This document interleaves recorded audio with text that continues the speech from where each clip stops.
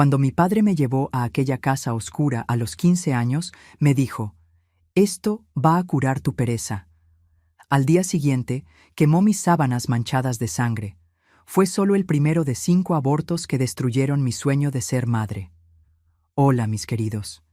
Qué bendición poder estar aquí conversando con ustedes hoy. Me llamo Soledad Ramírez Torres. Tengo 73 años bien vividos. Nací en Tepoztlán, en el estado de Morelos, pero hoy vivo aquí en San Miguel de Allende, en Guanajuato. Es una ciudad hermosa, saben, llena de tradición colonial, pero yo llegué aquí por otros caminos que les contaré después. Hoy en día, paso mis días haciendo mis bordados y crochet que vendo en la feria de artesanías aquí de la ciudad. Comencé con esto ya tarde en la vida, ¿saben? Fue después de los 60 años que descubrí este don en mis manos. Antes de eso, trabajé mucho como costurera, haciendo ajustes y arreglos, pero el crochet y el bordado llegaron como un regalo de Dios en mi vejez. Cada puntada que hago es como si estuviera cosiendo pedacitos de mi historia también. Aquí en mi salita, donde estoy grabando con la ayuda de mi sobrina nieta Paloma, tengo mis hilos todos organizaditos por color. Miren qué bonito colorido. Este tapete aquí debajo de mis pies, yo misma lo hice. Me llevó casi 3 meses, y este cojín bordado con flores del campo también. Todo hecho con estas manos callosas que ya han visto de todo en esta vida. Pero antes de continuar, mis queridos, si les gusta lo que están viendo, opriman ese botoncito ahí abajo para suscribirse al canal. Paloma me explicó que esto es importante para que más personas conozcan nuestras historias. Y también opriman aquella campanita para saber cuándo hay video nuevo. Esta tecnología es una locura, ¿verdad? En mi tiempo, apenas teníamos una radio en casa. Y miren, ahora estoy aquí hablando con gente de toda Latinoamérica. Y ustedes, mis amigas de mi edad que me están viendo, comenten aquí abajo desde qué ciudad me están viendo y cuáles son los nombres de sus hijos. Me encantará saberlo. Porque, ¿saben? Mis queridos, no todo en la vida fue fácil. Hoy veo a tantas muchachas estudiando, siguiendo sus sueños, pero en mi tiempo, en mi tiempo era todo tan diferente. Y en mi casa era aún más diferente que en las otras casas. Cuando miro hacia atrás, veo que mi infancia estuvo marcada por algo que en aquella época nadie entendía bien. Una presión tan grande que acabó aplastando mis sueños como una fruta madura que cae al suelo antes de tiempo. Nací en 1952, en una época en que las niñas teníamos que aprender a cocinar, coser y cuidar la casa. Pero en mi casa las cosas eran diferentes, de una manera que terminó lastimándome mucho. Mis padres tenían ideas que no encajaban con el resto del pueblo pequeño donde vivíamos. Y esto, mis queridos, fue solo el comienzo de una historia de dolor que llevo conmigo hasta hoy.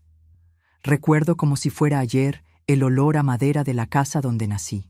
Una casita sencilla, de adobe pintada de azul, con ventanas que crujían cuando el viento fuerte del valle de Morelos soplaba. Fue allí donde comencé a entender que mi vida no sería como la de las otras niñas del vecindario. Mi padre, Gerardo Ramírez, era un hombre alto, delgado, de piel morena y ojos inquietos que parecían siempre estar buscando algo en el horizonte. Trabajaba como funcionario público en la pequeña oficina de correos de Tepoztlán. Mi madre, Dolores Torres, era maestra de primaria, una mujer menudita pero de personalidad fuerte, con cabellos negros, siempre recogidos en un moño bien apretado. Los dos se conocieron en una fiesta de la Virgen de Guadalupe, decían, y se casaron rápido después de apenas 3 meses de noviazgo. Ella tenía 19 años y él 26. Éramos 4 hermanos. Yo, la mayor, nacida en 1952. Después vino mi hermano José, 2 años menor, Elena, que nació en 1956, y el pequeño Alberto, de 1958. Nuestra casa era aquella de adobe azul que mencioné, con un patio en el frente donde jugábamos en las tardes calurosas. Tenía 3 cuartos pequeños, uno para mis padres, uno para los niños y otro para nosotras las niñas. La cocina era el corazón de la casa, con un fogón de leña que dejaba todo oliendo a humo dulce de mezquite y una radio vieja encima de la repisa que tocaba música cuando la señal era buena. La vida en Tepoztlán en los años 1950 era muy diferente de lo que es hoy. El pueblo vivía al ritmo de las tradiciones, las fiestas patronales y la agricultura. El carnaval y la fiesta del Teposteco ya existían, pero eran algo mucho más sencillo, una celebración de calle realmente. Nuestra rutina era simple, pero muy rígida. Nos levantábamos a las 5:30 de la mañana, todos los días. Mi madre preparaba atole de maíz o avena para el desayuno. A veces había pan que venía de la única panadería del pueblo. Después, cada uno tenía sus obligaciones. Los niños ayudaban a buscar agua y leña, mientras nosotras, las niñas, nos encargábamos del arreglo de la casa. A las 7 íbamos a la escuela. Yo y mis hermanos estudiábamos en la misma escuela, donde mi madre daba clases. Pero a diferencia de la mayoría de las niñas de mi edad, cuando regresaba de la escuela alrededor de las 11, no tenía solo las tareas de casa para hacer. Mis padres eran diferentes de los otros padres del pueblo. Mientras en las otras casas las niñas aprendían a cocinar, coser y cuidar la casa, en la mía los estudios venían primero. Soledad tiene que ser alguien en la vida, decía mi padre, golpeando con el dedo en la mesa de madera. No crié a mi hija para ser ama de casa de ningún marido. Al principio, esto hasta parecía bueno. Mientras mis amiguitas tenían que ayudar a sus madres todo el día, yo tenía horarios reservados para estudiar. Papá traía libros de Ciudad de México cuando iba a resolver asuntos del correo y me hacía leer todos ellos, incluso los que no entendía bien. Mamá, como maestra, corregía mis cuadernos con una pluma roja, marcando cada error con un círculo grande que me avergonzaba. Niña que no estudia se vuelve esclava de hombre. Mi padre repetía esto casi todos los días durante la cena, y mi madre complementaba. La única salida para una mujer en este mundo es el estudio, Sole. Si no, vas a terminar como yo, dando clase a niños malcriados y lavando ropa de hombre hasta morir. Recuerdo que a los 8 años, mientras las otras niñas jugaban con muñecas, mi padre me ponía a leer en voz alta las noticias del periódico, que llegaba con semanas de retraso a Tepoztlán. Si tropezaba con alguna palabra, él golpeaba en la mesa y me hacía repetir hasta que saliera perfecto. No había espacio para error. No quiero una hija tonta, decía. Ya es bastante ser niña en este mundo. Y así, entre libros, cuadernos y exigencias, mi infancia fue pasando. Mis amigas se fueron alejando porque nunca tenía tiempo para jugar. Los juegos de ronda, la roña en las calles de tierra. Todo eso fue siendo reemplazado por horas de estudio forzado, memorizando nombres de ríos, capitales, fórmulas matemáticas que ni siquiera entendía bien. Mientras la mayoría de las familias de la época seguían el patrón tradicional, los niños estudiaban para trabajar fuera y las niñas aprendían las labores domésticas. Mis padres hacían lo contrario. Ellos exigían más de mí y de mi hermana Elena que de los niños. José y Alberto tenían libertad para jugar después de las tareas. Podían pescar en el río, jugar a la pelota en la calle, pero nosotras, las niñas, éramos mantenidas dentro de casa estudiando. Esto era muy extraño para aquella época, ¿saben? Estamos hablando de los años 1950, cuando en las familias mexicanas comunes no se veía esa presión para que las niñas estudiaran. En los años 1950, la educación de las niñas todavía estaba principalmente orientada a que fuéramos buenas esposas y madres. La mayoría de mis compañeras aprendía a bordar, cocinar y cuidar de la casa, mientras yo estaba memorizando las tablas de multiplicar o leyendo libros avanzados para mi edad. No me malentiendan. Hoy sé que la educación es importante, pero en aquella época la forma como mis padres presionaban era cruel.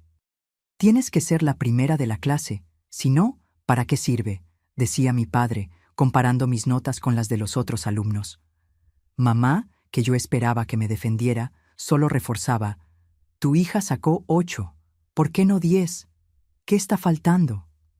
Aquella presión comenzó a afectarme. A veces me escondía detrás de la casa para llorar, porque por más que me esforzara, nunca parecía ser suficiente. Mis pequeños errores eran señalados como grandes fracasos. Si mi cuaderno no estaba perfectamente organizado, Si una cuenta matemática salía mal, era motivo para sermones interminables. Fue en esa época, alrededor de los 10 años, que comencé a sentir las primeras señales de que algo no estaba bien conmigo. No tenía nombre para eso aún, pero hoy sé que eran los primeros signos de la depresión que me acompañaría por años. Empecé a perder el interés por todo, incluso por las cosas que antes me animaban. Me quedaba horas mirando hacia las montañas del Teposteco a través de la ventana, sintiendo un vacío que no conseguía explicar. Mi desempeño en la escuela comenzó a caer, no porque no estudiara, sino porque algo dentro de mí parecía haberse roto. La presión solo aumentó, claro está. ¿Qué está pasando contigo, niña? ¿Te estás volviendo tonta? Mi padre gritaba sin entender que sus propias palabras me estaban empujando hacia un abismo. Y así, con 12 años, ya cargaba sobre mis hombros un peso que no conseguía soportar. No tenía nombre para ese sentimiento en la época. La depresión no era algo de lo que se hablara en Tepoztlán en los años 1960. Era apenas flojera, mañas o cuerpo débil, como decía mi padre. Poco sabía él que aquello era solo el comienzo de un sufrimiento que marcaría mi vida para siempre y que pronto se transformaría en algo mucho peor. Fue cuando cumplí 13 años, en 1965, que las cosas comenzaron a empeorar de verdad. Mi cuerpo estaba cambiando, comenzando a convertirse en el de una señorita. Y con eso vinieron nuevas exigencias y preocupaciones de mis padres. Recuerdo como si fuera ayer el día en que tuve mi primera menstruación. En vez de explicarme con cariño lo que estaba pasando, como hacían las madres de mis amigas, mi madre me miró seria y dijo: «Ahora tienes que tener aún más cuidado. Niña que sangra puede embarazarse, y si te embarazas, se acabó tu vida de estudios». Era una responsabilidad más, una exigencia más. Mientras las otras niñas comenzaban a arreglarse, a hablar sobre los muchachos del pueblo, yo seguía presa a los libros y cuadernos. Pero algo dentro de mí había cambiado.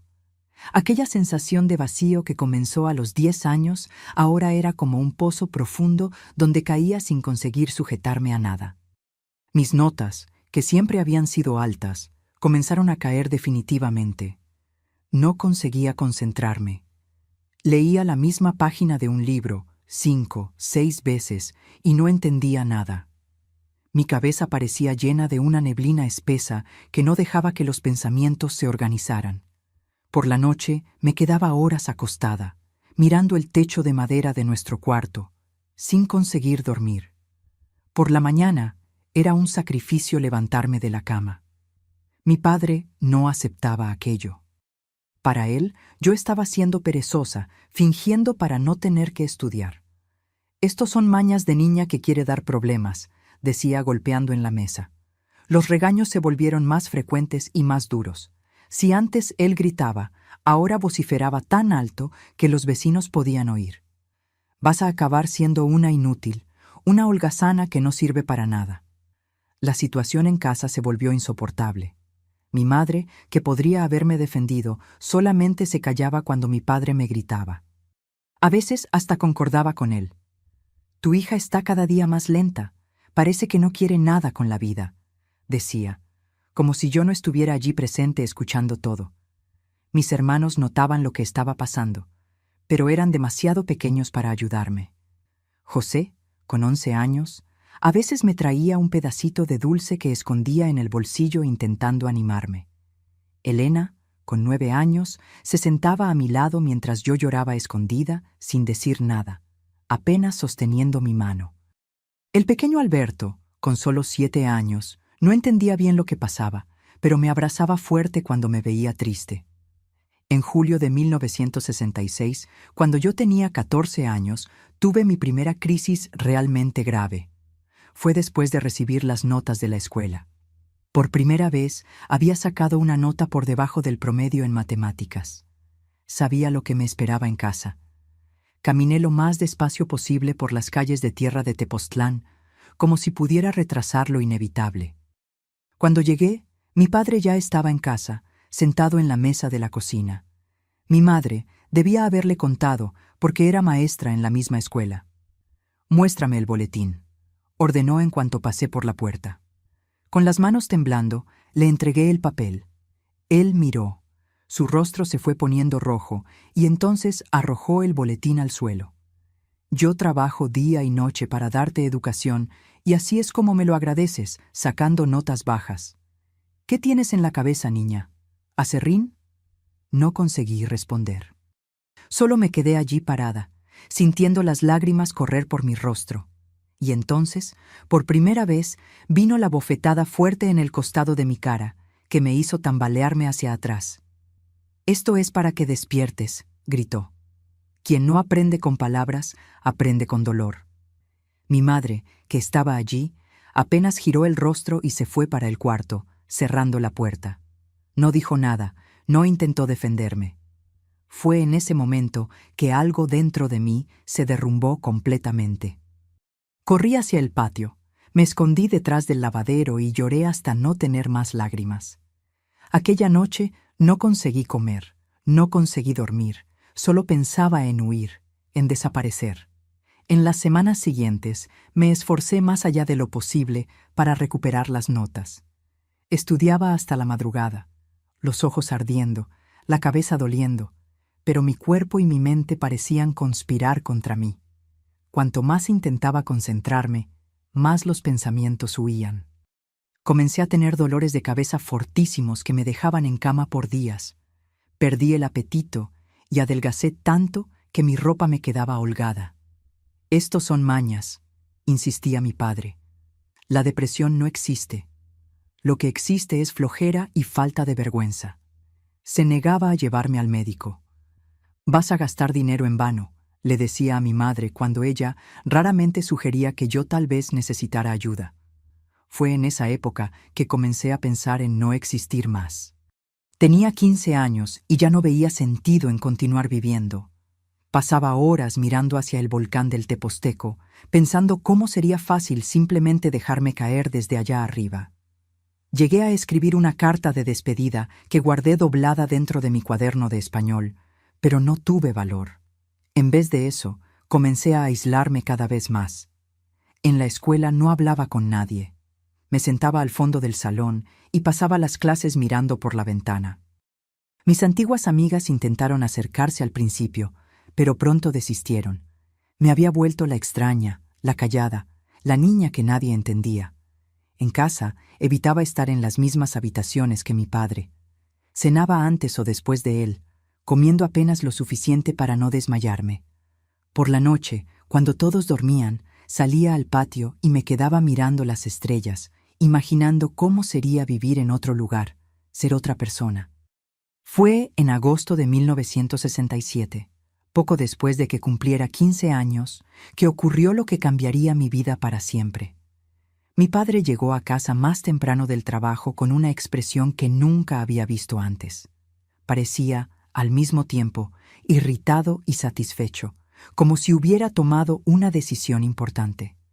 «Mañana no vas a ir a la escuela», anunció durante la cena. «Prepara un cambio de ropa. Vamos a salir temprano». Mi madre lo miró sorprendida.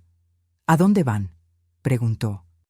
«Voy a llevarla a ver a un especialista en Cuernavaca», respondió mi padre sin mirarme directamente. «Un amigo me recomendó a alguien que puede arreglar esa flojera de ella». Sentí un frío en el estómago.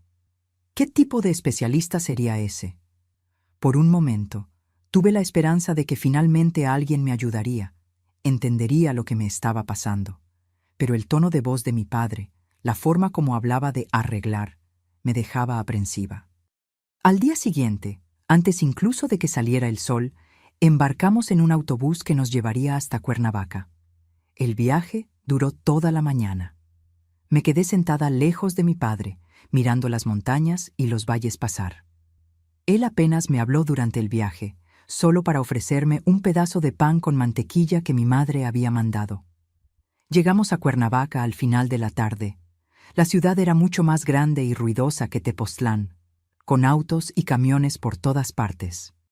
Nunca había visto tantas personas y edificios juntos. Mi padre tomó un taxi y dio una dirección que no conseguí oír bien. Paramos frente a una casa grande, de 2 pisos, pintada de blanco, con rejas en las ventanas. No parecía un hospital o consultorio médico. No tenía letrero. No tenía nada que indicara qué tipo de lugar era aquel. Un hombre de mediana edad, usando una camisa blanca y pantalones oscuros, nos abrió el portón. «Señor Ramírez, lo estábamos esperando», dijo el hombre, estrechando la mano de mi padre. «¿Esta es la niña?» Mi padre asintió. «Esta es Soledad. Está necesitando tratamiento». El hombre me miró de arriba a abajo, como si estuviera evaluando un animal. «Entiendo perfectamente. Muchas familias pasan por esto. Las chicas a esta edad a veces necesitan una ayuda para volver al camino correcto». Algo en la voz de él me dio miedo. Miré a mi padre intentando entender lo que estaba pasando, pero él evitaba mi mirada. «Papá, ¿qué lugar es este?», pregunté, mi voz casi desapareciendo. «Es por tu bien, Soledad», fue todo lo que respondió. «Va a curar esa pereza tuya, esa flojera». Fuimos llevados al interior de la casa. Había otras muchachas allí, todas con miradas vacías, algunas más mayores, otras de mi edad. Algunas parecían drogadas, caminando como zombis por los pasillos. Un olor fuerte a medicina y desinfectante impregnaba el aire. Un hombre de bata blanca apareció y conversó en voz baja con mi padre. No conseguí oír lo que decían, pero vi a mi padre firmando algunos papeles. Después se acercó a mí, puso su mano en mi hombro y dijo: «Te vas a quedar aquí por un tiempo por tu propio bien. Cuando mejores, vuelves a casa». Y entonces se fue. Simplemente me dejó en aquel lugar extraño con aquellas personas que yo no conocía.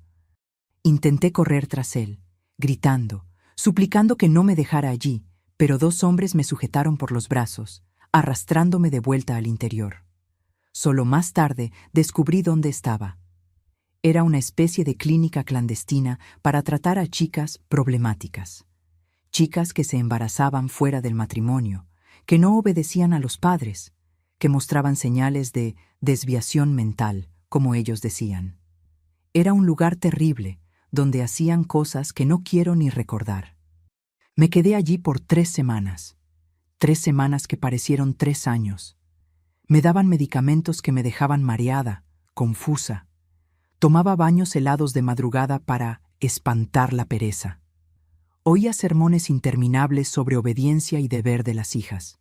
Fui humillada, tratada como un animal. Cuando volví a casa en Tepoztlán, ya no era la misma persona. Algo dentro de mí se había roto definitivamente. Obedecía mecánicamente, estudiaba sin cuestionar, no me quejaba de nada. Era exactamente lo que mi padre quería, una hija obediente, callada, que no daba problemas. Pero lo peor estaba por venir. Pocos meses después de mi regreso de aquella clínica, comencé a sentir náuseas, mareos. Mi cuerpo, que ya era delgado, parecía aún más débil. Fue mi madre quien se dio cuenta primero cuando me vio vomitando en el patio de casa. «Soledad», preguntó con una expresión extraña en el rostro. «¿Cuándo fue tu última menstruación?» No supe responder. Con todo lo que había ocurrido, ni siquiera presté atención a eso. Ella me miró de un modo que nunca olvidaré. Una mezcla de pena y rabia. «¿Estás embarazada?», dijo en voz baja. «Aquellos hombres en la clínica. Fue allí donde ocurrió, ¿verdad?». No conseguí responder. Los recuerdos que había intentado bloquear volvieron como un rayo, las manos tocándome durante la noche, las voces diciendo que era parte del tratamiento, el dolor, la vergüenza. Caí de rodillas en el suelo del patio y vomité de nuevo, esta vez de pura desesperación. Mi madre me ayudó a levantarme y me llevó al cuarto. «Tu padre no puede saberlo», susurró. «Te va a matar. Nos va a matar a las dos». Pero claro que él lo descubrió. Una vecina nos vio saliendo de la casa de una mujer conocida por resolver problemas de señoritas solteras. Cuando regresamos a casa, él estaba esperando, el cinto ya en la mano. «¿Así que es esto?», gritó, el rostro rojo de rabia. Todo este tiempo fingiendo ser estudiosa, y en realidad eras una cualquiera. Intenté explicar, decir que no había sido mi culpa, que me habían forzado en aquella clínica a la que él mismo me llevó, pero él no quería oír. El cinto bajó en mi espalda, 1, 2, 10 veces. Mi madre intentó intervenir y también recibió golpes. Cuando la paliza terminó, él nos miró con desprecio. Mañana mismo voy a resolver esto, y no va a ser con ninguna curandera del pueblo. Al día siguiente me llevó de vuelta a Cuernavaca.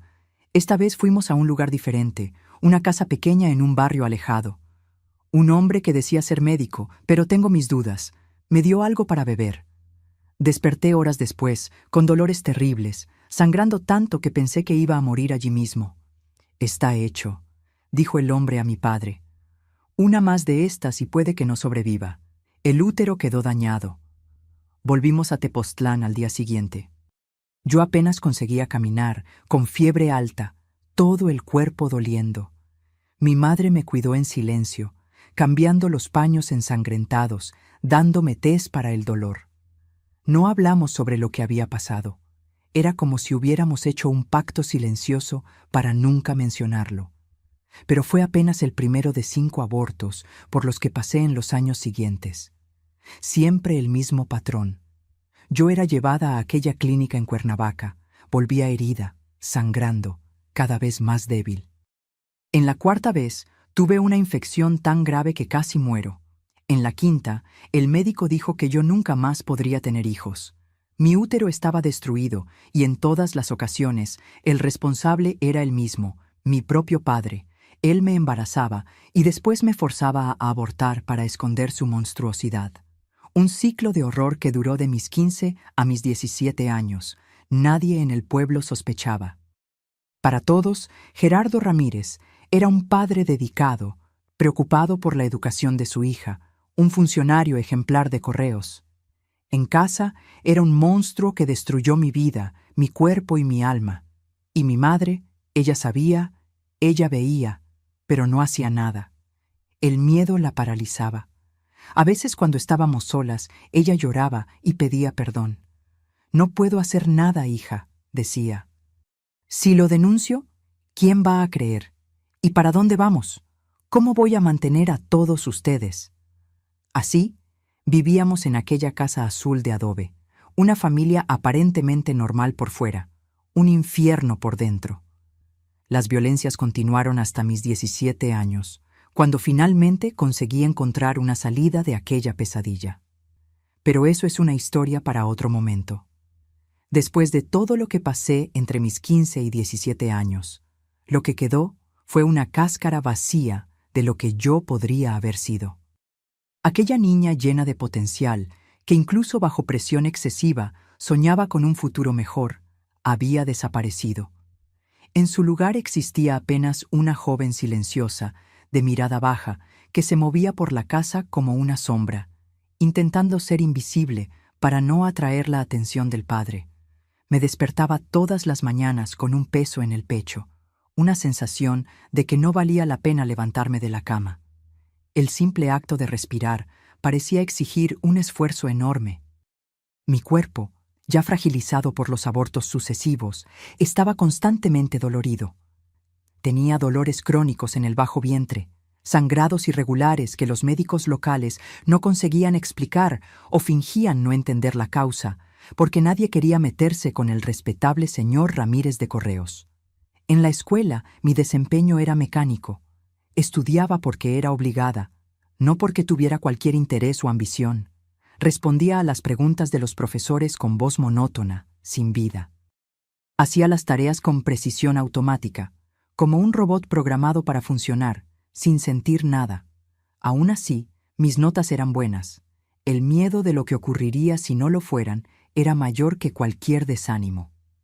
«¿Qué te pasó, Soledad?», me preguntó la profesora de español, doña Irene, una de las pocas que notaba que algo estaba mal. «Eras tan vivaz, tan curiosa, ahora parece que te apagaste». No conseguí responder. ¿Cómo explicar lo inexplicable? ¿Cómo contar el horror que vivía en casa sin poner en riesgo a mis hermanos, a mi madre? Apenas me encogí de hombros y murmuré algo sobre estar cansada. Doña Irene me miró con ojos tristes, como si supiera más de lo que decía, pero nunca insistió en el asunto. En casa evitaba quedarme sola con mi padre a toda costa. Cuando él llegaba del trabajo, me refugiaba en el cuarto o inventaba tareas en la cocina junto a mi madre. Por la noche, empujaba una cómoda contra la puerta del cuarto que compartía con Elena, mi hermana. Aún así, a veces, despertaba sobresaltada, pensando que él estaba allí. Las pesadillas eran constantes, imágenes de la clínica, de los procedimientos, de las manos sujetándome a la fuerza. Y Elena, con sus 11 años, no entendía completamente lo que pasaba, pero sabía que algo terrible me estaba ocurriendo. ¿Por qué lloras durmiendo, Soledad?, me preguntaba a veces, con los ojos muy abiertos de preocupación. ¿Por qué dices cosas extrañas cuando tienes pesadillas? Es solo un mal sueño, respondía yo, intentando sonreír para tranquilizarla. Todo el mundo tiene pesadillas de vez en cuando. Pero no eran apenas pesadillas, era mi mente gritando lo que mi boca no podía decir. Durante el día me mantenía en silencio, obediente para sobrevivir. Por la noche, en los sueños, los gritos escapaban, las lágrimas fluían. Comencé a desarrollar hábitos extraños, comportamientos que hoy reconozco como síntomas del profundo trauma que vivía. Me lavaba las manos constantemente hasta quedar rojas y agrietadas. No soportaba que me tocaran, aunque fuera apenas un roce accidental en el pasillo de la escuela. El olor de ciertos medicamentos, parecidos a los que me daban en la clínica, me hacía vomitar instantáneamente y tenía pavor a los médicos, especialmente hombres de bata blanca. Mi cuerpo, que ya había sido violado de tantas formas, parecía no pertenecerme más. Me miraba en el espejo y veía a una extraña, alguien que no reconocía. Comencé a usar ropas cada vez más holgadas, intentando esconder las formas, volverme invisible. Ya no me importaba la apariencia, el cabello, nada que pudiera llamar la atención. La comida perdió el sabor. Comía porque era necesario, no porque sintiera hambre o placer. Perdí tanto peso que mis costillas aparecían bajo la piel. Mi madre, en los raros momentos en que demostraba preocupación, intentaba hacerme comer más. «Te estás desapareciendo, niña», decía, poniendo más frijoles en mi plato, pero la comida bajaba como arena y muchas veces vomitaba después, sin siquiera hacer esfuerzo para ello. Lo peor de todo era la sensación constante de estar sucia, contaminada. Tomaba baños largos, frotando la piel con fuerza, como si pudiera limpiar no solo el cuerpo, sino el alma. «Vas a acabar con toda el agua del pozo», se quejaba mi madre. Pero yo no conseguía parar. Necesitaba aquella sensación del agua corriendo, llevándose un poco del horror. Mis hermanos sufrían con la situación, cada uno a su manera. José, a los 13 años, comenzó a pasar más tiempo en la calle, evitando volver a casa. Elena se volvía cada vez más quieta, como si temiera llamar la atención. El pequeño Alberto, con apenas 9 años, era el único que aún mantenía alguna alegría, protegido por la inocencia de la edad. Pero hasta él percibía que nuestra casa no era como las otras, que algo sombrío flotaba sobre nosotros. Comencé a tener ideas de fuga. Planeaba en secreto cómo podría escapar de aquella casa, de aquel pueblo.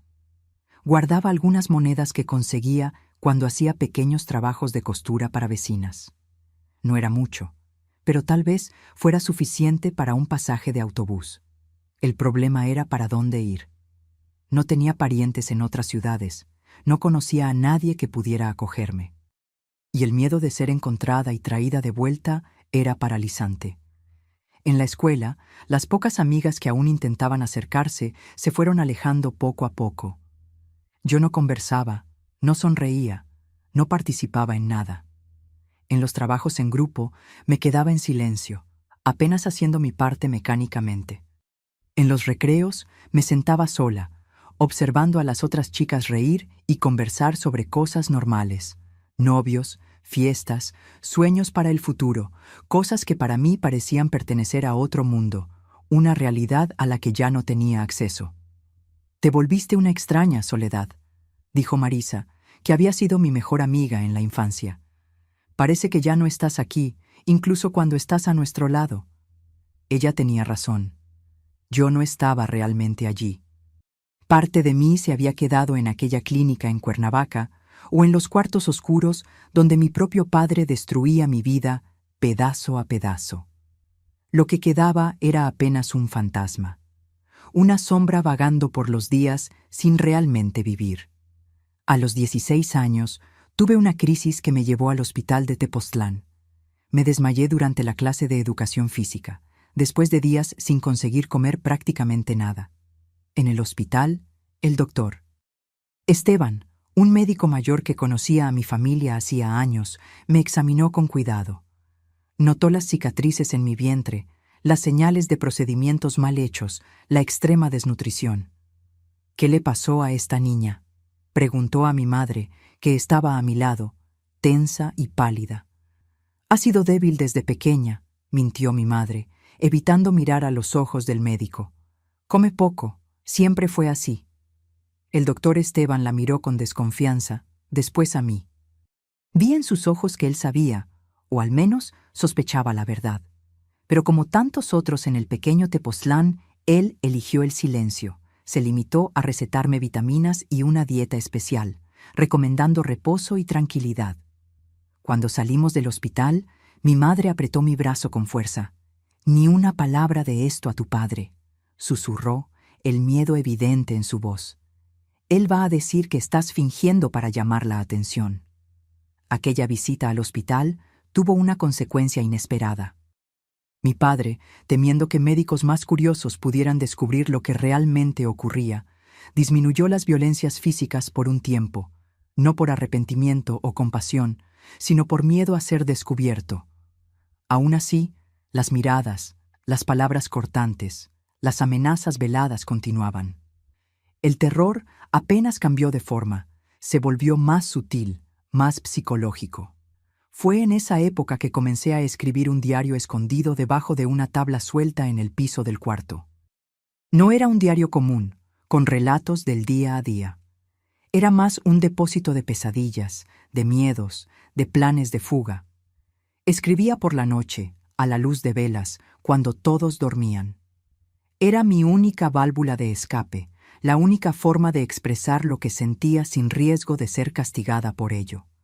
En una de las páginas escribí: «Si un día consigo salir de aquí, nunca más voy a volver. Voy a ir tan lejos que ni los recuerdos podrán alcanzarme. Voy a cambiar de nombre, de rostro, de vida. Voy a volverme otra persona, alguien que nunca pasó por lo que yo pasé, alguien limpia, entera, normal».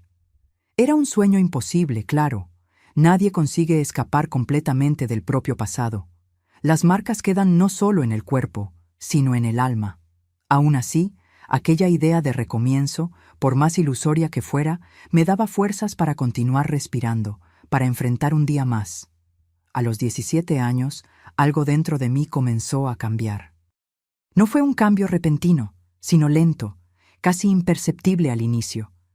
El dolor y el miedo continuaban allí, pero junto a ellos surgió algo nuevo: rabia. Una rabia sorda, profunda, que hervía por dentro como lava. Rabia de mi padre por todo lo que había hecho. Rabia de mi madre por no haberme protegido. Rabia del pueblo entero que cerraba los ojos a lo que ocurría dentro de aquella casa azul de adobe. La rabia no era un sentimiento bonito o noble, pero me devolvió un poco de vida. Comencé a comer mejor, no porque quisiera, sino porque necesitaba estar fuerte. Comencé a prestar más atención en las clases, no por interés, sino porque el conocimiento podría ser un arma, una forma de escapar. Comencé a observar más, a planear con más cuidado. Percibí que necesitaba dinero si quería huir lejos. Conseguí un pequeño trabajo después de la escuela, ayudando en la tienda del señor Alfonso, un señor español que no hacía muchas preguntas. Guardaba cada centavo en una lata de galletas vacía, escondida en el mismo lugar que el diario. No era mucho, pero crecía cada semana. También comencé a prestar atención a los autobuses que salían de Tepoztlán. Aprendí los horarios, los destinos, los precios de los pasajes. Sabía que Cuernavaca estaba fuera de cuestión. Sería el primer lugar donde mi padre me buscaría. Necesitaba ir más lejos, tal vez a otro estado. Por la noche, cuando no conseguía dormir, desdoblaba un viejo mapa de México que había ganado en la escuela y estudiaba las ciudades, los ríos, las carreteras. Soñaba con lugares donde nadie me conociera, donde pudiera comenzar de cero. Pero no era solo la fuga física lo que planeaba. También estaba lentamente reconstruyendo algo dentro de mí. No era esperanza, estaba lejos de eso. Era una especie de determinación sombría, una resolución de que no dejaría que aquella historia terminara con mi destrucción completa.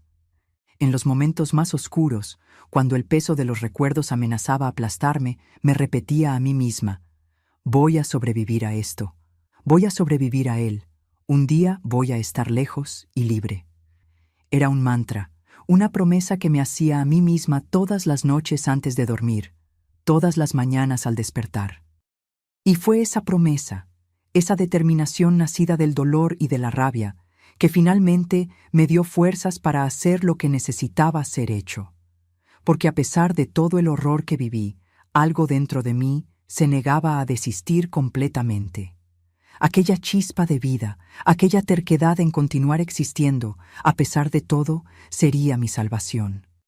Y así, con 17 años, marcada por cicatrices visibles e invisibles, comencé a caminar en dirección a lo que sería mi punto de inflexión, el momento en que finalmente conseguiría escapar de aquel infierno y comenzar poco a poco a reconstruir lo que quedaba de mi vida. Fue en marzo de 1970, poco después de cumplir 18 años, que mi vida tomó un rumbo completamente diferente. A esa altura ya había juntado casi 200 pesos en mi lata de galletas, fruto de casi un año trabajando en la tienda del señor Alfonso y haciendo pequeños trabajos de costura. No era mucho, pero esperaba que fuera suficiente para llevarme lejos de Tepoztlán. El plan era simple. Tomaría el autobús hasta Toluca, en el Estado de México, y de allí seguiría para Ciudad de México. Después, quién sabe, hacia el norte o occidente del país. Había oído que en Guadalajara había muchos empleos para muchachas en fábricas. Tal vez podría recomenzar por allá, anónima entre millones de personas. Pero el destino tiene caminos extraños. Y fue un acontecimiento inesperado lo que cambió todo. Una tarde, mientras arreglaba los estantes de la tienda, oí una voz que no conocía, preguntando al señor Alfonso sobre lugares para quedarse en el pueblo. «Estoy de paso», decía la mujer. «Soy enfermera y vine por trabajo. Me quedaré apenas algunos días». Levanté los ojos y vi a una señora de unos 50 años, cabellos canosos recogidos en un moño, ropas simples pero bien cuidadas. Tenía un modo tranquilo de hablar, una presencia que transmitía seguridad. Su nombre era Concepción Almonte, como descubrí después. «Hotel aquí, solo el central en la plaza», respondió el señor Alfonso. «Pero no es gran cosa, ¿sabe? Si quiere algo más cómodo, tal vez alguna familia alquile un cuarto». La mujer suspiró, mirando el reloj. «El hotel tendrá que servir. Llegué hace poco y aún necesito presentarme en el centro de salud». No sé qué me dio en aquel momento. Tal vez fue el modo de ella, o tal vez fue apenas la desesperación de quien busca cualquier salida.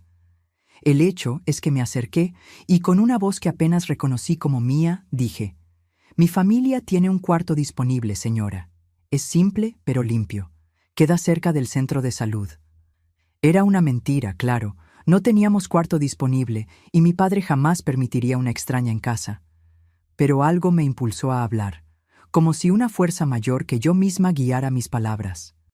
La mujer me miró con curiosidad. «¿De verdad? ¿Y tus padres no se molestarían?»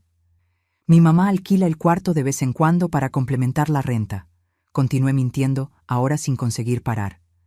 «Puedo llevarla a conocer si quiere». El señor Alfonso me lanzó una mirada desconfiada. Él conocía a mi familia y sabía que aquello no era verdad, pero por algún motivo que nunca entendí completamente, no me desmintió.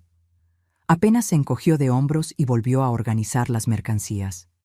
«Bueno, sería conveniente quedar cerca del centro de salud», dijo doña Concepción pensativa. «Vamos a ver entonces. Mi nombre es Concepción Almonte. Soy enfermera del programa de salud itinerante». Soledad Ramírez, respondí, extendiendo la mano temblorosa. ¿Puedo ayudarla con la maleta?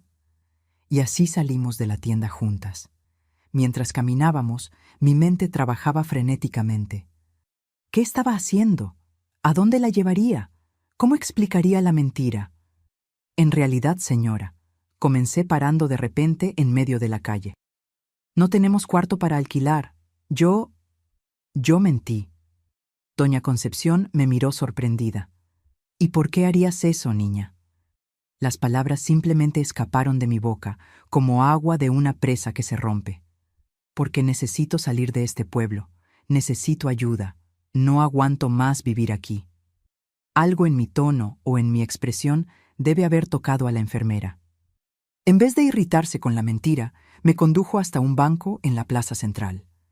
«Siéntate aquí y cuéntame qué está pasando», dijo ella con una voz calma, pero firme. Y le conté. No todo, no conseguiría. Pero hablé sobre la presión, sobre las violencias, sobre cómo me sentía presa y desesperada. Hablé de mi plan de fuga, del dinero que había guardado, del miedo constante que sentía. Doña Concepción escuchó todo en silencio, sus ojos castaños fijos en mí, ocasionalmente asintiendo. No demostró choque o incredulidad, apenas una atención solemne que, por sí sola, ya era un bálsamo para mi alma herida. «Hay más de lo que me estás contando, ¿verdad?», preguntó finalmente cuando paré de hablar. Bajé los ojos, incapaz de responder. Las lágrimas que había conseguido contener hasta entonces comenzaron a correr por mi rostro. «Está bien», continuó ella, colocando gentilmente la mano en mi hombro. Fue la primera vez en años que no me encogí al toque de alguien. «No necesitas contarme todo ahora, pero veo que es serio y que realmente necesitas ayuda». En aquel momento sentí una cosa extraña, una mezcla de alivio y miedo. Alivio por finalmente haber dicho algo a alguien, por haber sido escuchada sin juicio. Miedo porque no sabía lo que vendría a continuación, si ella me denunciaría o me abandonaría, como todos los demás. «Estoy hospedada en el hospital de campaña en los fondos del centro de salud», dijo doña Concepción, después de algunos minutos de silencio. «Viajo con un equipo médico por el interior de Morelos. De aquí a 3 días seguiremos para Cuautla, después Jojutla y finalmente Cuernavaca. Si quieres, puedes venir conmigo como ayudante. No puedo prometer mucho, apenas pasaje en el autobús y comida, pero sería un comienzo, una salida».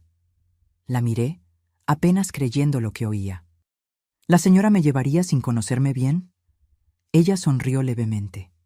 «A veces, Soledad, la vida coloca personas en nuestro camino por un motivo. Ya vi muchas jóvenes en situaciones difíciles en los lugares por donde paso. Aprendí a reconocer cuando alguien realmente necesita una mano extendida». 3 días. Era el tiempo que yo tenía para decidir y prepararme. 3 días que parecían, al mismo tiempo, una eternidad y un abrir y cerrar de ojos. «Necesito pensar», respondí finalmente. «Tengo hermanos más jóvenes. No sé si puedo simplemente irme». «Entiendo», dijo ella levantándose del banco. «Estaré en el centro de salud hasta el viernes. Si decides venir, estate en la terminal a las 5 de la mañana del sábado con tus documentos y apenas lo esencial en una bolsa. Si no vienes, entenderé también». Volví a casa aquel día con la cabeza dando vueltas. La posibilidad de escape era real ahora. No apenas un sueño distante, pero las dudas me consumían. ¿Y si mi padre descubriera antes? ¿Y si estuviera intercambiando un peligro por otro? Al final, apenas conocía a doña Concepción. ¿Y mis hermanos? ¿Cómo quedarían sin mí para protegerlos? Pasé los 2 días siguientes en un estado de ansiedad constante. De día iba a la escuela y al trabajo, como siempre, intentando no demostrar nada diferente. Por la noche, miraba a Elena, durmiendo en la cama al lado de la mía, y sentía el corazón apretado. Ella tenía apenas 14 años y Alberto 12. José, con 16, ya mostraba señales de querer salir de casa también. El jueves por la noche, tomé mi decisión. Me senté al lado de José en el patio mientras él arreglaba una red de pesca vieja. «Me voy el sábado», susurré, asegurándome de que nadie más pudiera oír. Conseguí un modo de salir de Tepoztlán con una enfermera que está de paso. José paró lo que estaba haciendo y me miró con ojos muy abiertos. «¿Vas a huir? ¿Pero a dónde?» «Primero a Cuernavaca, después no sé aún, pero no puedo quedarme aquí. José, tú sabes lo que pasa en esta casa. Tú ves lo que él me hace». Mi hermano bajó los ojos. Él sabía, sí. Tal vez no supiera todo, pero lo suficiente para entender. Había oído los gritos, visto los moretones, percibido mis desapariciones repentinas, seguidas de días en cama, sangrando y llorando. «Llévame contigo», pidió él, la voz temblorosa. «También quiero salir de aquí». Aquello partió mi corazón. «No puedo, hermano. Apenas tengo cómo mantenerme, menos aún a los dos. Además, si huimos juntos, él va tras nosotros con toda la fuerza. Pero te prometo que en cuanto me establezca en algún lugar, vengo a buscarte. Y después a Elena y Alberto también». José se quedó en silencio por un largo tiempo, las manos ocupadas nuevamente con la red, pero los ojos perdidos en pensamientos. «Realmente necesitas irte», dijo él finalmente, «antes que él te mate de vez, o peor». Abracé a mi hermano con fuerza, sintiendo sus lágrimas mojar mi hombro. Era la primera vez que lo veía llorar desde que era niño. «Te voy a ayudar», susurró él. «Voy a distraer a papá el sábado por la mañana. Él acostumbra a levantarse temprano, pero voy a hacer ruido por la noche, decir que hay gente rondando el patio. Él se va a quedar despierto y por la mañana estará durmiendo profundamente». El viernes hice mis preparativos finales, coloqué mi acta de nacimiento y los pocos documentos que tenía en una bolsa pequeña, junto con 2 cambios de ropa, el dinero que había guardado y una foto de mis hermanos. No llevaría nada más de Tepoztlán. Quería dejar atrás todo lo que pudiera recordarme aquel lugar. Por la noche, di un abrazo demorado a Elena y Alberto, sabiendo que podría ser el último por mucho tiempo. No les conté que estaba de partida. Eran demasiado jóvenes para guardar ese secreto y temía que algo se les escapara. Al acostarme, no conseguí dormir. Me quedé mirando el techo, escuchando los sonidos de la casa, el crujir de la madera, el croar de las ranas en el patio, grabando en la memoria aquellos últimos momentos. De madrugada, como combinado, José hizo un ruido en el patio, gritando que había visto a alguien. Mi padre se levantó corriendo, tomó una escopeta vieja que guardaba y se quedó de guardia por horas. Cuando finalmente volvió a la cama, ya pasaban las 3 de la mañana. A las 4:30 me levanté sin hacer ruido. José ya estaba de pie, esperando en la puerta del frente. Lo abracé una última vez. «Voy a volver por ustedes», prometí. «No importa cuánto tiempo demore». «Ve con Dios, hermana», respondió él, la voz embargada. Salí sin mirar atrás. El camino hasta la terminal nunca me pareció tan largo. Cada sombra parecía ser mi padre. Cada ruido parecía ser alguien siguiéndome. Pero finalmente llegué, el corazón latiendo tan fuerte que pensé que iba a explotar en el pecho. Doña Concepción ya estaba allí junto con más 3 personas que reconocí como parte del equipo médico. Ella sonrió al verme, sin sorpresa, como si ya supiera que yo vendría. «¿Lista?», preguntó simplemente. Asentí sin confiar en mi voz. El autobús, un vehículo de tamaño medio pintado de blanco con una cruz roja en el lateral, ya estaba siendo cargado con cajas de medicamentos y equipos. «Vas a trabajar para ganar tu pasaje», explicó doña Concepción mientras subíamos a bordo. «Vas a ayudar a organizar los remedios, preparar las fichas de los pacientes, mantener todo limpio. No es un trabajo difícil, pero exige responsabilidad». «Haré lo que sea necesario», respondí aliviada por tener algo concreto en que enfocarme. Cuando el autobús comenzó a alejarse de la terminal, me quedé en la parte de atrás, observando a Tepoztlán disminuir en la distancia. La casa azul de adobe, la iglesia, la escuela, los lugares que habían sido el escenario de mi sufrimiento por 18 años, todo quedando atrás, engullido por la neblina de la mañana que subía del Valle de Morelos. No lloré. No sentí tristeza ni nostalgia, apenas un inmenso alivio, como si un peso enorme hubiera sido quitado de mis hombros. Por primera vez en muchos años, respiré hondo, sintiendo el aire húmedo del valle llenar mis pulmones, trayendo la promesa de una vida diferente. El viaje hasta Cuautla duró 2 días. En el autobús, además de doña Concepción, estaba el doctor Eduardo, un médico anciano y callado, Teresa, una técnica de enfermería de Cuernavaca, y Sebastián, un muchacho que conducía el autobús y ayudaba a cargar los equipos. Todos me trataron con amabilidad, sin hacer muchas preguntas sobre mi pasado, como si entendieran que había cosas de las que yo no quería hablar. En Cuautla trabajamos por una semana en el centro de salud local. Yo ayudaba a organizar las filas, llenar formularios, separar medicamentos. Era un trabajo simple, pero me daba propósito y, por primera vez en la vida, una sensación de utilidad genuina. Por la noche dormíamos en pequeñas habitaciones en los fondos del centro, mujeres de un lado, hombres de otro. Fue en ese periodo que doña Concepción comenzó a enseñarme los rudimentos de la enfermería. No de forma oficial, yo no tenía estudios para eso, pero pequeñas cosas prácticas, como hacer un vendaje, como aplicar una inyección, como reconocer síntomas básicos de enfermedades comunes en la región. «Tienes buenas manos para esto», dijo ella cierta vez, observando cómo yo vendaba el brazo de un niño. «Firmes pero gentiles. Es un don». Sus palabras me tocaron profundamente. Era la primera vez que alguien reconocía algo bueno en mí, una habilidad, una cualidad. No era la perezosa, la problemática o la difícil. Era alguien con un don, con potencial. De Cuautla seguimos a Jojutla, después a otros pueblos menores a lo largo del valle.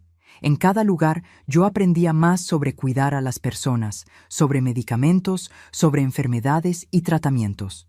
No era un conocimiento formal de libros, sino práctico, nacido de la necesidad y de la experiencia directa.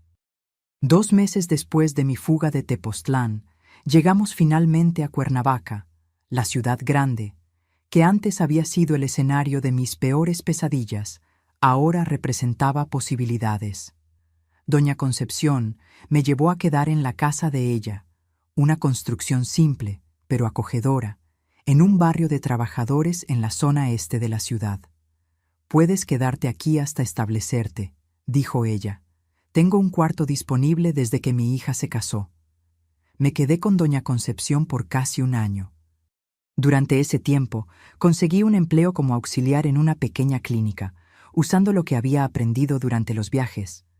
El salario era pequeño, pero suficiente para comenzar a juntar dinero nuevamente. Mandaba noticias a José a través de conocidos que viajaban a Tepoztlán, siempre con cuidado para que mi padre no descubriera mi paradero. Fue a través de esos mensajes que supe que la situación en casa había empeorado. Mi padre, furioso con mi fuga, se había vuelto aún más violento. José, ahora con 17 años, enfrentaba el peso de su ira. Elena y Alberto sufrían menos, pero vivían en constante tensión. Mi madre, como siempre, se mantenía sumisa, incapaz de proteger a sus hijos. Esas noticias me llenaban de culpa y preocupación. Había escapado, pero a costa del sufrimiento de mis hermanos. La promesa de volver a buscarlos pesaba en mi corazón cada día. En 1971, casi 1 año después de mi fuga, supe que José también había partido de Tepoztlán, no para Cuernavaca, sino para Ciudad de México, donde un tío distante de la parte de nuestra madre vivía. Me sentí aliviada por él, pero aún más preocupada por Elena y Alberto, ahora solos con nuestros padres.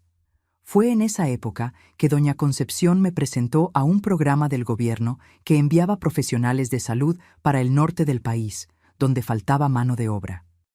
No era para enfermeras formadas, sino para auxiliares con experiencia práctica como yo. Sería una oportunidad de recomenzar en un lugar totalmente nuevo, dijo ella, lejos de los recuerdos, lejos del miedo de ser encontrada. La idea me atrajo inmediatamente. Cuernavaca, a pesar de grande, aún estaba demasiado cerca de Tepoztlán. Aún me sorprendía, mirando por encima del hombro en las calles, temiendo ver a mi padre. Aún despertaba sobresaltada con pesadillas en que él me encontraba y me arrastraba de vuelta. ¿A dónde iría?, pregunté. Guanajuato, respondió doña Concepción. Una ciudad llamada San Miguel de Allende es muy diferente de lo que conoces. Clima frío, personas de origen colonial, otra cultura, pero quizás sea exactamente eso lo que necesitas. Un lugar donde nadie conoce tu historia, donde puedes ser quien quieras. En octubre de 1971, con 19 años, me subí a un autobús por primera vez en mi vida, con destino a la Ciudad de México. De allí, seguiría en otro autobús hacia San Miguel de Allende. Doña Concepción me acompañó hasta la terminal, me dio un abrazo apretado y un pequeño paquete. «Solo ábrelo cuando estés en camino», dijo ella con una sonrisa gentil. Dentro del autobús, nerviosa con los ruidos del motor y la sensación extraña de dejar atrás todo lo conocido, abrí el paquete. Era un broche de enfermería plateado con una pequeña nota, para recordar que las manos que curan también pueden ser curadas. Con cariño, Concepción. Lloré silenciosamente durante casi todo el viaje, pero no eran lágrimas de tristeza. Era como si algo dentro de mí, congelado por tanto tiempo, finalmente comenzara a derretirse. La bondad de doña Concepción, la posibilidad de una vida nueva, la esperanza, tenue pero real, de que un día podría reunirme con mis hermanos en un lugar seguro. Todo esto abría en mi pecho una pequeña rendija de luz, en lo que antes era solo oscuridad. Cuando el autobús llegó a la Ciudad de México, sentí que estaba no solo en otra región del país, sino en otro mundo. Me trasladé a la Terminal Norte para tomar otro autobús hacia Guanajuato. El aire frío de octubre en el centro del país me hizo temblar dentro del abrigo delgado que doña Concepción me había dado. Las personas hablaban diferente, se vestían diferente, hasta caminaban de un modo diferente del que yo estaba acostumbrada en Morelos. Tomé el autobús para San Miguel de Allende con una mezcla de miedo y expectativa. No sabía lo que me esperaba allí, pero sabía que fuera lo que fuese, sería el comienzo de una nueva etapa de mi vida. Una vida que, por primera vez, sería mía para construir. Llegué a San Miguel de Allende una tarde de octubre de 1971. Era un día nublado y frío, tan diferente del calor húmedo de Tepoztlán que parecía que había desembarcado en otro planeta. La ciudad, con sus construcciones de influencia colonial, calles organizadas y personas de piel clara y cabellos castaños, era un contraste completo con todo lo que yo conocía. Fui recibida por doña Gertrudis Montalvo, una señora de origen español que coordinaba el pequeño centro de salud donde yo trabajaría. Alta, robusta, de cabellos grises, siempre recogidos en un moño apretado, tenía un modo directo de hablar que inicialmente me asustó. «Eres del sur, ¿verdad? Vas a necesitar ropa más abrigada», fue lo primero que me dijo, mirando mi abrigo delgado. «Y tendrás que acostumbrarte a nuestro modo. Aquí trabajamos duro y no perdemos tiempo con charlas innecesarias». En los primeros días, me hospedé en la casa de la propia doña Gertrudis, una casa antigua de 2 pisos con un jardín impecablemente cuidado. El cuarto que me dio era pequeño, pero confortable, con una ventana que daba a un naranjo cargado de frutos. El trabajo en el centro de salud comenzó inmediatamente. Era muy diferente de lo que hacía con doña Concepción en las comunidades rurales. Aquí había más organización, más recursos, pero también más reglas y formalidades. Mi función era auxiliar en los vendajes, organizar fichas, preparar a los pacientes para consultas y, ocasionalmente, ayudar en procedimientos simples. La adaptación fue difícil al principio. El acento de las personas, la comida diferente, el clima frío, todo me hacía sentir como una extraña. En los primeros meses, lloraba sola por la noche, sintiendo nostalgia de mis hermanos, preocupada por lo que estaría pasando con ellos. Mandaba cartas a José a través de la dirección en Ciudad de México que él me había enviado, pero las respuestas demoraban meses en llegar. En una de esas cartas, supe que Elena había huido de casa también, yendo a Cuernavaca, donde estaba siendo acogida temporalmente por doña Concepción. Eso me trajo un enorme alivio. Mi hermana, ahora con 15 años, estaba a salvo. Solo Alberto, con 13, permanecía en Tepoztlán con nuestros padres. A pesar de las dificultades iniciales, algo en mí estaba comenzando a sanar. Estar lejos de Tepoztlán, lejos de mi padre, en un lugar donde nadie conocía mi pasado, era como finalmente poder respirar después de años asfixiándome. Las personas en San Miguel de Allende me conocían solo como la chica del sur, la auxiliar de enfermería nueva. Nadie sabía de los horrores que yo había vivido, y eso me daba la oportunidad de ser otra persona, de recomenzar. Doña Gertrudis, a pesar de su modo rígido, se reveló una buena mentora. Percibió mi dedicación al trabajo y poco a poco comenzó a enseñarme más sobre enfermería y cuidados con los pacientes. «Tienes don para esto», me decía, haciendo eco de las palabras de doña Concepción. «Tienes paciencia y cuidado.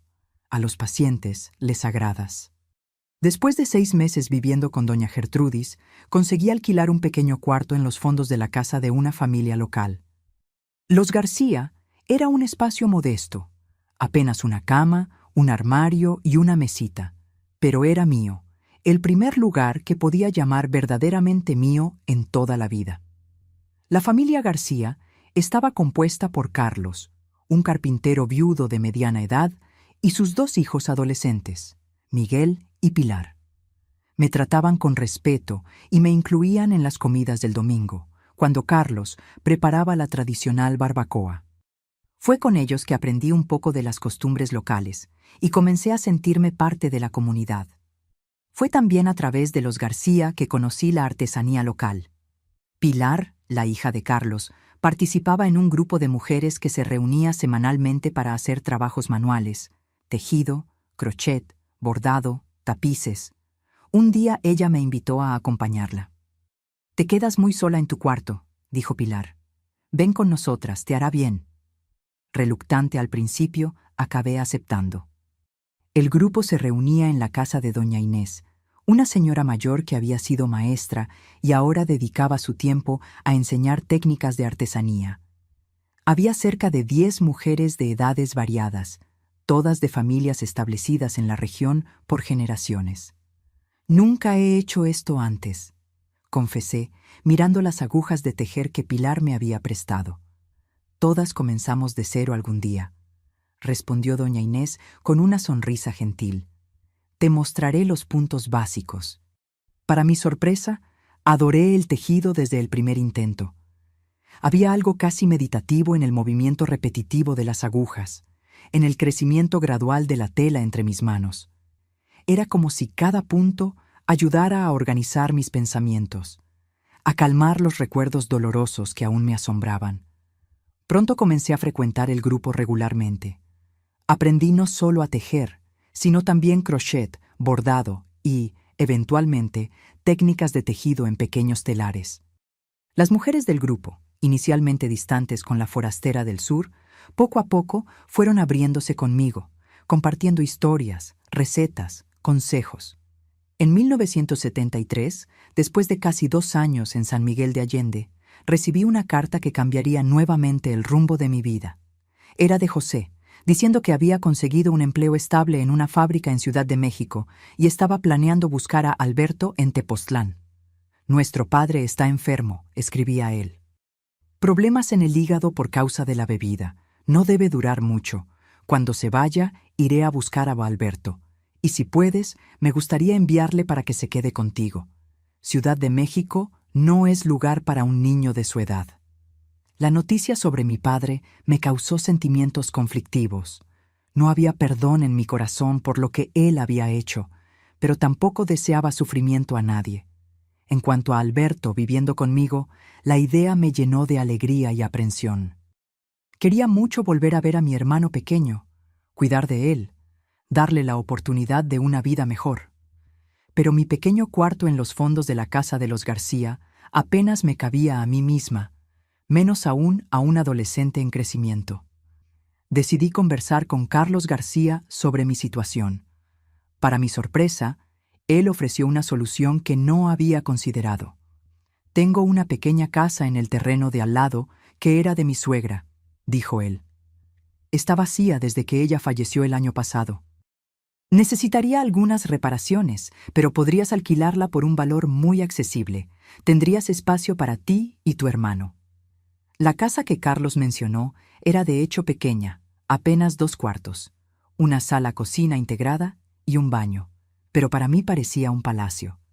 En los meses siguientes, trabajé horas extras en el centro de salud para juntar dinero para el alquiler y para los preparativos de la llegada de Alberto. Carlos y Miguel ayudaron con las reparaciones necesarias, arreglando el techo que tenía algunas goteras y restaurando las ventanas de madera. Pilar y las mujeres del grupo de artesanía contribuyeron con cortinas nuevas, manteles, pequeños detalles que transformaron la casa vacía en un hogar. En julio de 1973 recibí un telegrama de José. «Padre falleció. Estoy con Alberto. Llegaremos en 2 semanas». La noticia de la muerte de mi padre trajo un extraño vacío. No había tristeza ni alegría, solo la sensación de que un capítulo muy doloroso de mi vida finalmente se cerraba. Mi madre, según José informó después, permanecería en Tepoztlán, donde tenía familiares. Cuando finalmente vi a Alberto bajar del autobús en la terminal de San Miguel de Allende, apenas pude creer cuánto había crecido. No era más el niño pequeño de mis recuerdos, sino un adolescente de 15 años, alto y delgado, con la misma mirada triste que yo solía ver en el espejo. «¡Hermana!», gritó al verme, corriendo para abrazarme. Nos abrazamos largamente, las lágrimas corriendo libremente por mi rostro. José se quedó apenas una semana con nosotros antes de volver a Ciudad de México, donde tenía su trabajo y estaba construyendo su propia vida. Prometió visitar siempre que pudiera y mantener contacto regular por cartas. La adaptación de Alberto a la vida en Guanajuato no fue fácil. El clima, la comida, el acento de las personas, todo era extraño para él. Además, cargaba marcas emocionales de los años vividos con nuestro padre después de mi partida. Era callado, se asustaba con movimientos bruscos, tenía pesadillas frecuentes. «¿Él te pegaba también?», pregunté cierta noche, cuando lo encontré llorando en la cocina después de una pesadilla. Alberto asintió sin mirarme a los ojos. «Después que tú y José se fueron, empeoró, mucho peor».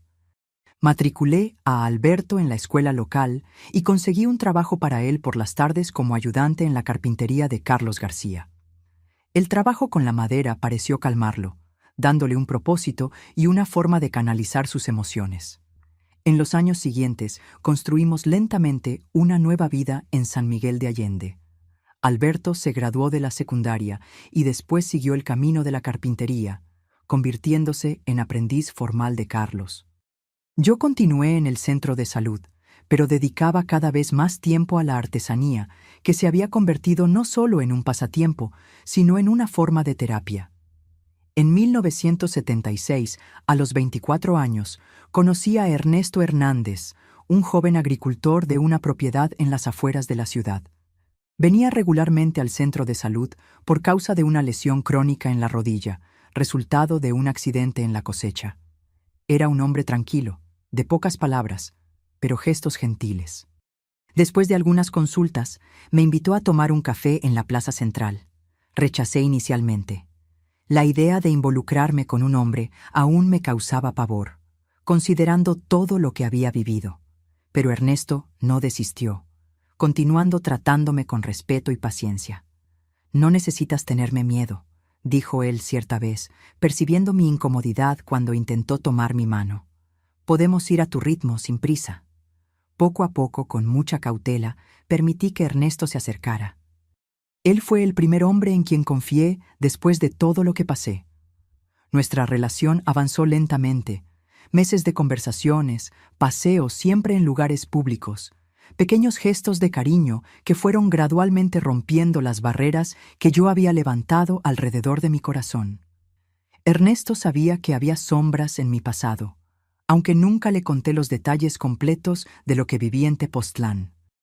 Él respetaba mis silencios, mis momentos de retroceso, mis ocasionales ataques de pánico, cuando algo, un olor, un sonido, una palabra, traía recuerdos indeseados. En 1978, después de 2 años de noviazgo, nos casamos en una ceremonia simple en la pequeña iglesia de San Francisco de la ciudad. Alberto, ahora con 20 años y trabajando como carpintero oficial, fue mi padrino. José vino de Ciudad de México para la ceremonia, trayendo a su esposa y su hijo pequeño. Elena, que se había establecido en Guadalajara y trabajaba como secretaria en una escuela, también asistió. Fue la primera vez en casi 10 años que nosotros, los 4 hermanos, estábamos juntos nuevamente. Sentados a la mesa de la recepción de la boda, compartimos historias, lágrimas y, finalmente, algunas sonrisas genuinas. Habíamos sobrevivido, cada uno a su manera, con sus cicatrices, pero habíamos sobrevivido. Ernesto y yo fuimos a vivir a su pequeña propiedad rural, a unos 10 kilómetros del centro de San Miguel de Allende. Era una casa simple, pero confortable, rodeada por cultivos de maíz y una pequeña huerta. Allí, finalmente, comencé a sentir una paz que nunca había conocido antes. Dejé el trabajo en el centro de salud y pasé a dedicarme íntegramente a la artesanía. Con el apoyo de Ernesto, monté un pequeño taller en el cuarto extra de la casa, donde producía piezas de tejido, crochet y tapices que vendía en la feria de la ciudad los sábados. El médico que me atendió cuando tuve una fuerte gripe en 1979 confirmó lo que yo ya sospechaba desde los abortos forzados en la adolescencia. Mi útero estaba irreversiblemente dañado y yo nunca podría tener hijos biológicos. La noticia, aunque esperada, aún dolió profundamente. Ernesto, a mi lado en la consulta, apretó mi mano y dijo simplemente: «Aún tenemos mucho amor para dar». En 1980 adoptamos a Mateo, un bebé de 3 meses que había sido abandonado en la puerta del hospital local. El proceso de adopción fue facilitado por las conexiones que yo aún mantenía en el centro de salud y por el buen nombre que Ernesto tenía en la comunidad. 2 años después, adoptamos también a Clara, una niña de 2 años cuyos padres habían fallecido en un accidente. Criar a Mateo y Clara me trajo una alegría que nunca imaginé posible. Ver sus caritas por la mañana, oír sus risas, cuidar de sus necesidades y miedos, enseñarles las primeras palabras y pasos. Todo eso fue sanando, día a día, las heridas profundas que yo cargaba. No fue un proceso fácil o lineal. Había días malos, cuando los recuerdos volvían con fuerza total, cuando el pánico me paralizaba, cuando la depresión, una compañera de larga data, cubría todo con su manto gris. Pero en esos días tenía a Ernesto, a los niños, mi artesanía, el apoyo de amigos como Pilar y Carlos García. Poco a poco, año tras año, fui reconstruyéndome, no como la persona que yo habría sido sin los traumas. Esa persona estaba perdida para siempre, pero como alguien nuevo, forjada tanto por el dolor como por la superación. Alguien que tenía cicatrices, sí, pero también fuerza, resiliencia y finalmente alguna medida de paz. Hoy, a los 73 años, vivo una vida que jamás imaginé posible en mis tiempos más oscuros en Tepoztlán. Aún vivo en la misma propiedad rural, en las afueras de San Miguel de Allende. Aunque la casa ha pasado por reformas y ampliaciones a lo largo de los años, el pequeño taller que Ernesto construyó para mí se transformó en un espacio mayor, luminoso, con grandes ventanas que dan al huerto de naranjos que plantamos juntos. Ernesto, mi compañero de vida por más de 4 décadas, partió hace 3 años víctima de un cáncer en el pulmón. Fue una pérdida que me sacudió profundamente, pero diferente de las pérdidas de mi juventud, esta vino rodeada de amor, de cuidado, de manos amigas para ampararme. Nuestros hijos, Mateo y Clara, se turnaron para quedarse conmigo en los meses más difíciles después de su partida. Mateo, ahora con 45 años, siguió los pasos del padre en la agricultura, pero con un enfoque más moderno. Se graduó en agronomía y hoy administra no solo nuestra propiedad, sino también presta consultoría a otros productores rurales de la región. Se casó con Lucía, una maestra de la escuela local, y me dio 2 nietos maravillosos, Pedro, de 15 años, y Julia, de 12. Clara, con 43 años, se convirtió en enfermera, tal vez influenciada por las historias que conté sobre mi tiempo en el centro de salud y sobre Doña Concepción. Trabaja en el hospital regional y tiene un modo especial con los pacientes, principalmente los ancianos. Se divorció hace algunos años, pero mantiene una relación amistosa con su exmarido por causa de los hijos gemelos, Rafael y Renata, de 10 años, que pasan casi todos los fines de semana conmigo. Mis hermanos siguieron sus propios caminos. José construyó una vida sólida en Ciudad de México, donde se convirtió en supervisor en la misma fábrica donde comenzó como operario. Tiene 3 hijos y 5 nietos, y nos hablamos por teléfono casi todas las semanas. Elena se estableció en Guadalajara, donde trabajó como secretaria hasta jubilarse. Nunca se casó, pero adoptó sola a una niña, mi sobrina, Cecilia, que hoy es abogada. Alberto permaneció en San Miguel de Allende. Se convirtió en un carpintero reconocido en la región, especializado en muebles artesanales. Vive apenas a 20 minutos de aquí, lo que nos permite encuentros frecuentes. Mi madre falleció en 1985 en Tepoztlán sin que yo la volviera a ver. La relación con ella siempre fue complicada. Parte de mí entendía su miedo e impotencia frente a mi padre. Otra parte nunca consiguió perdonar su omisión. Mandé dinero para el funeral y una corona de flores, pero no conseguí ir al entierro. La idea de volver a aquel pueblo aún me causaba pánico. La artesanía, que comenzó como una forma de terapia, se convirtió en mi principal ocupación y fuente de alegría. Con el tiempo, desarrollé un estilo propio, mezclando técnicas tradicionales españolas aprendidas con las señoras de San Miguel de Allende, con motivos y colores del sur de México, que traía de mis recuerdos de infancia. Esa fusión poco común llamó la atención en las ferias locales, y pronto comencé a recibir encargos de tiendas de artesanía de ciudades mayores como Querétaro y Ciudad de México. En la década de 1990, cuando Mateo y Clara ya eran adolescentes, participé en una feria de artesanía estatal en Querétaro, donde mi trabajo fue notado por una periodista de una revista de decoración. El reportaje que ella hizo sobre mis piezas, destacando la mezcla única de culturas norte y sur, abrió puertas que yo jamás imaginara. Comenzaron a surgir invitaciones para exponer en galerías, para dar talleres, para participar en libros sobre artesanía mexicana. Nunca acepté las invitaciones que exigían viajes largos o estadías en grandes ciudades. El confort de mi hogar, la proximidad de mi familia, siempre fueron prioridades, pero abrí mi taller para quien quisiera aprender, principalmente jóvenes mujeres de la región que, como yo en el pasado, buscaban una forma de expresión y a veces de sanación a través del trabajo manual. Fue una de esas jóvenes, Paloma, quien me convenció de crear un perfil en las redes sociales hace cerca de 2 años. Al principio pensé que la idea era absurda. ¿Qué tendría una señora de más de 70 años para compartir en Internet? Pero Paloma insistió diciendo que mi historia y mi trabajo podrían inspirar a personas de todas las edades. La gente necesita saber que es posible reconstruir la vida después de traumas, dijo. Y usted, doña Soledad, es la prueba viviente de eso. Reluctante, permití que ella creara los perfiles y me enseñara lo básico para manejarlos. Para mi sorpresa, las publicaciones sobre mi artesanía y pequeños fragmentos de mi historia de vida comenzaron a atraer seguidores. Nada extraordinario en términos de números, pero lo suficiente para sentirme conectada con personas que nunca imaginé conocer. Fue a través de esas redes que mi sobrina nieta Paloma, hija de Cecilia, contactó conmigo el año pasado. Estudiante de periodismo, estaba haciendo un proyecto sobre historias de mujeres que superaron adversidades.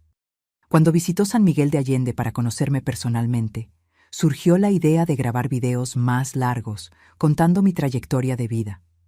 Confieso que al principio estuve aprensiva. Había partes de mi historia que nunca había compartido completamente, ni siquiera con mis hijos.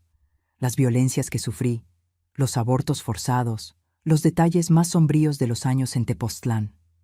Todo eso permanecía enterrado en un rincón de mi mente que raramente visitaba.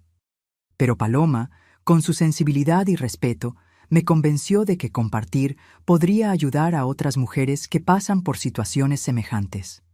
Su historia no es solo suya, abuela Soledad, dijo.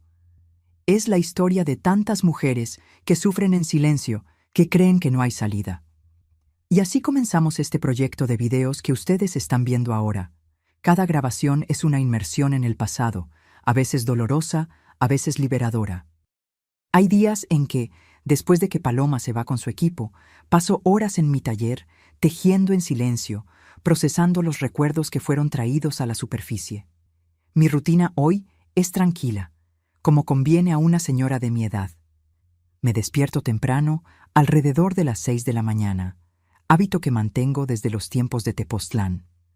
Tomo mi café en el portal, observando el amanecer sobre los cultivos. Después, dependiendo del día, dedico algunas horas a la artesanía en mi taller o recibo alumnos para clases. Los miércoles voy a la feria de la ciudad a vender mis piezas, más por el placer de conversar con las personas que por la necesidad financiera. Ernesto nos dejó bien estructurados y la administración eficiente de Mateo garantiza que no falte nada. Los domingos, la casa se llena con la presencia de los hijos, nietos, de Alberto y su familia, y ocasionalmente de amigos de larga data como Pilar García, que continúa siendo mi amiga más cercana. Las cicatrices del pasado nunca desaparecieron completamente. Aún tengo pesadillas ocasionales. Aún me sobresalto con ruidos repentinos. Aún evito ciertos asuntos y situaciones que pueden servir como detonantes. No puedo decir que lo superé todo. Creo que algunas heridas son demasiado profundas para sanar completamente, pero aprendí a vivir con ellas, a no dejarlas definir quién soy o limitar mi capacidad de sentir alegría. Cuando miro hacia atrás, hacia la niña aterrorizada que fui en Tepoztlán, hacia la joven desesperada que huyó en un autobús, hacia la mujer traumatizada que lentamente reconstruyó su vida en San Miguel de Allende, siento una mezcla de compasión y admiración. No fue fácil el camino hasta aquí. Hubo momentos en que casi desistí, en que el dolor parecía demasiado grande para soportar, pero de alguna forma, un paso a la vez, continué caminando. Y quizás ese sea el mayor aprendizaje que puedo compartir con ustedes. La vida puede quebrarnos de maneras que parecen irreparables, pero mientras respiramos, existe la posibilidad de sanación. Puede no ser una sanación completa, puede no devolvernos exactamente lo que perdimos, pero nos permite continuar, encontrar nuevos propósitos, construir nuevos lazos, descubrir belleza incluso después del horror. Mis manos, que conocieron tanto dolor, hoy crean belleza en cada punto de tejido, en cada nudo de macramé, en cada pieza que teje no solo hilos, sino también memorias, esperanzas, sueños. La artesanía me salvó de muchas maneras. Me dio un lenguaje cuando las palabras faltaban. Me conectó con otras mujeres cuando más necesitaba conexión. Me permitió transformar sufrimiento en algo bello y útil. Hoy, sentada en esta sala de estar en San Miguel de Allende, con mi sobrina nieta operando la cámara, rodeada por piezas que creé a lo largo de los años, siento una gratitud profunda. Gratitud por haber sobrevivido, por haber encontrado personas como Doña Concepción, Doña Gertrudis, la familia García, mi querido Ernesto, ángeles que aparecieron en los momentos justos para ayudarme a seguir adelante. Gratitud por mis hermanos, que también sobrevivieron y construyeron sus vidas. Gratitud por mis hijos y nietos que me dieron la familia que pensé que nunca tendría. El camino no terminó, claro. Mientras haya vida, habrá desafíos, habrá crecimiento, habrá aprendizaje. A los 73 años, aún estoy descubriendo nuevas técnicas de artesanía. Aún estoy aprendiendo a navegar en este mundo digital tan diferente de aquel en que crecí. Aún estoy encontrando formas de transformar mi historia en algo que pueda ayudar a otros. Y tal vez al final sea eso lo que da sentido a todo lo que vivimos: la capacidad de usar nuestras experiencias, incluso las más dolorosas, para extender la mano a quien aún está en medio de la tormenta y decir, yo sobreviví, tú también puedes. Si hay algo que aprendí en mis 73 años de vida, es que nuestras historias, por más dolorosas que sean, pueden convertirse en fuentes de fuerza e inspiración. Cuando comencé a compartir mis experiencias, no imaginaba el impacto que tendrían. Recibo mensajes de mujeres de todas las edades, diciendo que encontraron valor para buscar ayuda, para salir de relaciones abusivas, para recomenzar después de traumas semejantes a los que viví. Para ti que estás viendo y tal vez estés pasando por algo parecido, quiero decir con toda la certeza de mi corazón, existe salida. Puede parecer imposible ahora cuando las paredes del sufrimiento están cerradas a tu alrededor. Pero cree en esta anciana que ya ha visto de todo. La vida puede cambiar y tienes más fuerza dentro de ti de lo que imaginas. El primer paso es el más difícil. Reconocer que no mereces el abuso, que no eres culpable por lo que está sucediendo. Por años, creí que de alguna forma yo había provocado las violencias que sufrí, que si yo fuera mejor, más obediente, más inteligente, mi padre no habría hecho lo que hizo. Esa es la mentira que los abusadores nos hacen creer para mantener su poder sobre nosotras. El segundo paso es buscar ayuda. Hoy existen recursos que yo ni soñaba tener acceso en mi juventud. La Fiscalía de la Mujer está presente en muchas ciudades. La Línea de Atención Nacional recibe denuncias de violencia contra la mujer 24 horas al día. Existen casas de abrigo, grupos de apoyo, profesionales capacitados para ofrecer soporte psicológico. Sé que puede ser aterrador. Sé que muchas veces parece que no hay a dónde ir, especialmente cuando el abusador es alguien de la familia, alguien que debería proteger. Yo entiendo ese miedo, como pocas personas pueden entender, pero también sé que quedarse significa permitir que la violencia continúe, que se profundice, que tal vez llegue a un punto sin retorno. Si eres joven y estás sufriendo abusos, debes saber que existen el DIF, la escuela, profesionales de salud que están obligados por ley a reportar casos de violencia contra niños y adolescentes. Habla con un profesor en quien confíes, con la enfermera del centro de salud, con cualquier adulto que pueda interceder por ti. Si eres adulta y estás en una relación abusiva, recuerda que tienes derechos, que existen leyes como la Ley General de Acceso de las Mujeres a una Vida Libre de Violencia, que fueron creadas justamente para proteger mujeres en situación de violencia. No tengas vergüenza de buscar ayuda legal, de hacer una denuncia, de solicitar medidas de protección. Y si conoces a alguien que está pasando por esto, una hija, una hermana, una amiga, una vecina, no cierres los ojos como tantos cerraron para lo que me ocurría a mí. Una palabra de apoyo, un hombro amigo, una orientación sobre dónde buscar ayuda profesional pueden literalmente salvar una vida. Para aquellas que, como yo, ya pasaron por lo peor y están en el proceso de reconstrucción, quiero decir que la sanación no es lineal. Habrá días buenos y días malos. Habrá momentos en que los recuerdos volverán con fuerza total, en que el miedo y el dolor parecerán tan frescos como en el primer día. Eso es normal, es parte del proceso. La terapia me ayudó mucho, aunque solo tuve acceso a ella ya adulta, cuando los traumas habían creado raíces profundas. Si puedes, busca ayuda profesional. No intentes cargar ese peso sola. Existen psicólogos especializados en trauma, grupos de apoyo donde puedes compartir tu historia con otras sobrevivientes, medicamentos que pueden ayudar a controlar la ansiedad y la depresión cuando sea necesario. Encuentra algo que te dé propósito, que te conecte con la belleza que aún existe en el mundo. Para mí fue la artesanía. Fue sentir los hilos entre mis dedos, crear patrones y colores que me recordaban que aún había orden y belleza posibles, incluso después del caos. Para ti puede ser otra cosa: arte, música, escritura, trabajo voluntario, jardinería, cualquier actividad que haga tu corazón abrirse un poquito, que te recuerde que eres más de lo que te ocurrió.